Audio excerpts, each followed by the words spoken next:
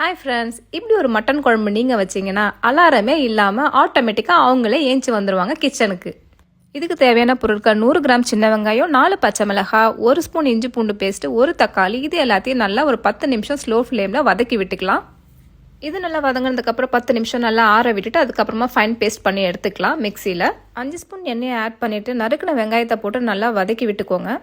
வெங்காயம் நல்லா வதங்கினதுக்கு அப்புறமா நம்ம அரைச்சி வச்சிருந்த பேஸ்ட் அதையும் போட்டுக்கலாம். மட்டனையும் போட்டு 2 ஸ்பூன் மிளகாத்தூள், 2 ஸ்பூன் மட்டன் மசாலா இதெல்லாம் போட்டு நல்லா வதக்கி விட்டுக்கலாம். எண்ணெய் நல்லா பிரிஞ்சு வர அளவுக்கு நல்லா வதக்கி விட்டுட்டே இருந்தீங்கன்னா ஒரு 10 to 15 மினிட்ஸில் எண்ணெய் நல்லா பிரிஞ்சு வந்துடும். பிரிஞ்சு வந்துருச்சு பாருங்கள். இந்த டைமில் நீங்கள் ஒரு 300 ml வாட்டர் ஆட் பண்ணிக்கலாம். ஆட் பண்ணி நான் குக்கரை ஒரு 6 விசில் விட்டு எடுத்துட்டேன். 6 விசில் விட்டு எடுத்ததுக்கப்புறம் பாருங்கள், எண்ணெய் நல்லா பிரிஞ்சு வந்துருச்சு மேலே.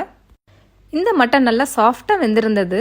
இந்த ரெசிபியை நீங்கள் இட்லி, தோசை, சப்பாத்தி, இடியாப்பம் எது கூட வேணால் சாப்பிட்லாம். எல்லாத்தோடையும் நல்ல காம்பினேஷனாக இருக்கும். தேங்க்யூ ஃபார் வாட்சிங்.